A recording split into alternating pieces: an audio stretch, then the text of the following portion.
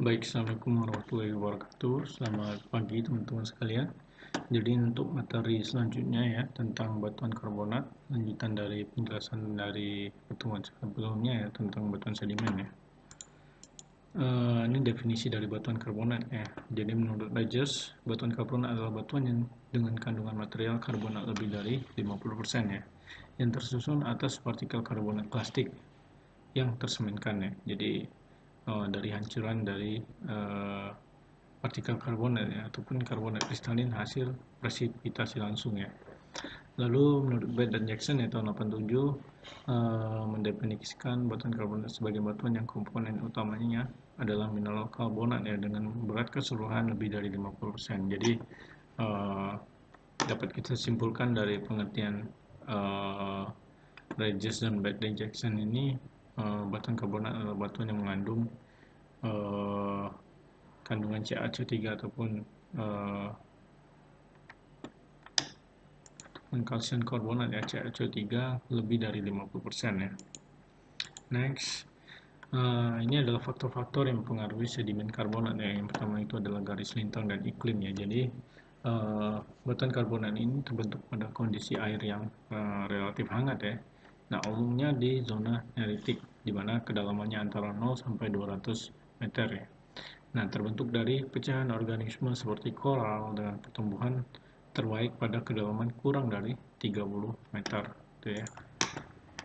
Dan umumnya dia terakumulasi antara garis ekuator ini ya, sampai dengan 30 derajat ya, plus minus gitu ya, lintang utara ataupun lintang selatan.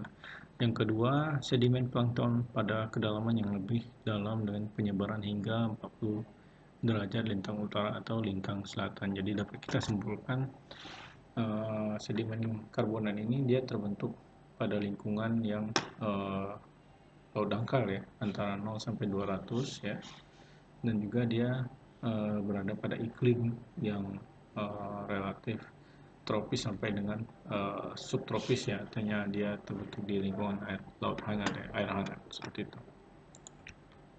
Next,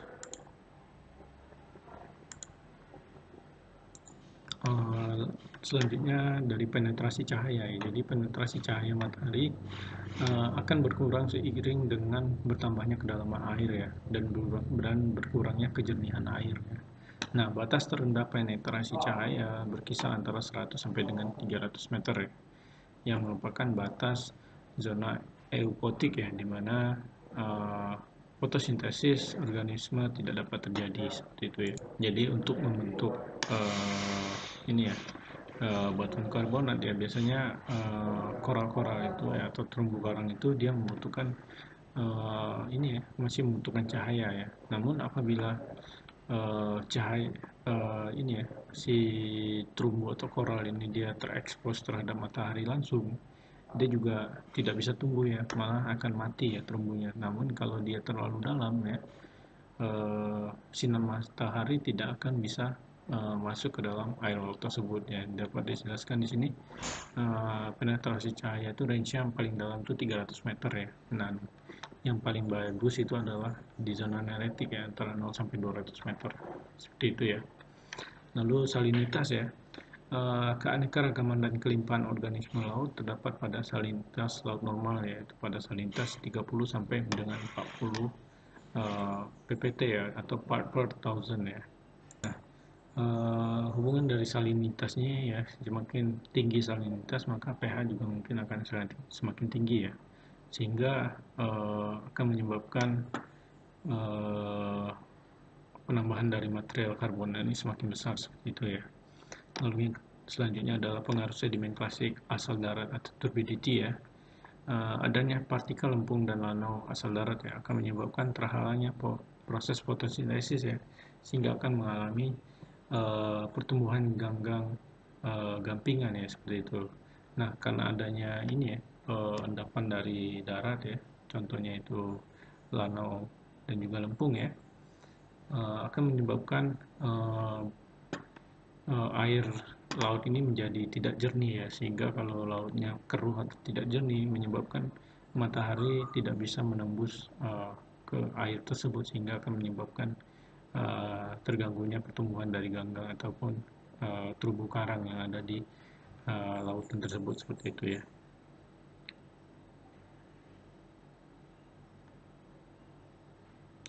Next.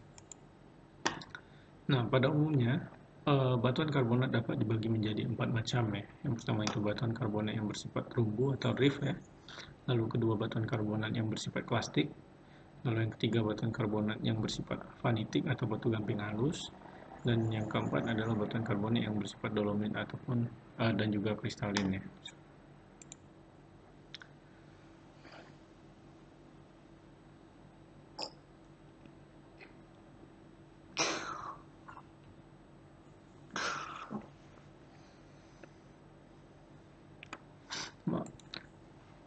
Oke, selanjutnya. Jadi batuan karbonat yang bersifat kerangka atau sebagai suatu terumbu ya, atau reef ya, jenis paling banyak di Indonesia. Batuan karbonat ini adalah jenis batuan yang paling banyak ada di Indonesia ya, dimana strukturnya itu dia cenderung masif ya, atau tidak memiliki perlapisan ya, dan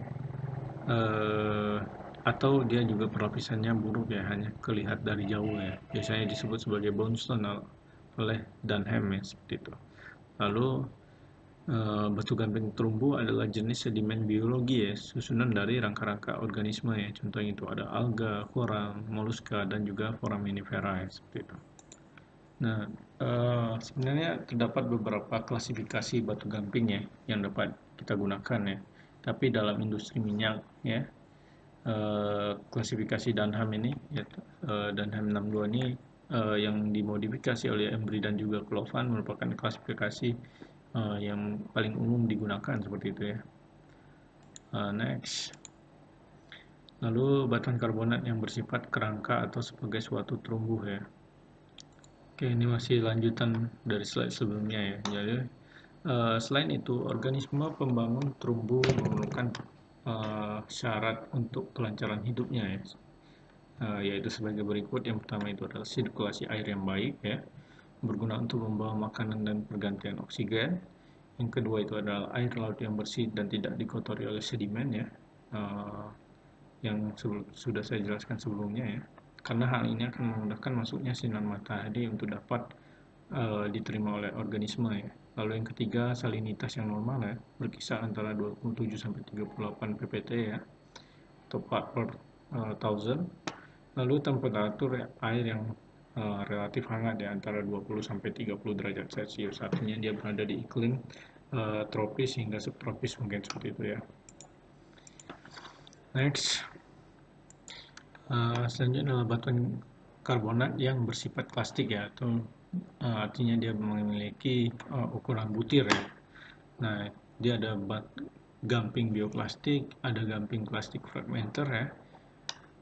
Lalu batuan karbonat yang bersifat avanitik ataupun batu gamping halus, seperti itu ya. Yang pertama adalah batuan karbonat yang bersifat plastik atau gamping bioplastik ya. Tipe gamping ini terdiri seluruhnya dari cangkang ataupun fragmen kerangka organisme ya. Jadi fragmennya adalah berupa koral tadi ya, koral ataupun cangkang dari kerang-kerangan seperti itu ya, atau terumbu seperti itu. Dicirikan oleh fragmen atau cangkang yang pernah lepas karena transport ya. Lingkungan pengendapannya berupa litoral sampai dengan neritik ya. Lalu selanjutnya adalah gamping plastik fragmenter ya, berupa bioplastik maupun chemical ya. Tipe plastik fragmenter terdiri dari fragmen-fragmen yang asalnya tidak jelas ya, dan dapat merupakan campuran. Nah, istilah yang sering dipakai adalah kalkarenit ya, untuk ukuran pasir ya, misalnya mungkin. Lalu ada kalsirulit untuk ukuran lebih besar dari pasir, dan juga ada yang terakhir itu adalah kalsilutit ya, untuk ukuran lempung sampai lanau, seperti itu ya. Next, batuan karbonat yang bersifat avanitik atau batu gamping yang halus ya. Oke, maaf nih waktunya udah habis, saya lanjut ke video selanjutnya.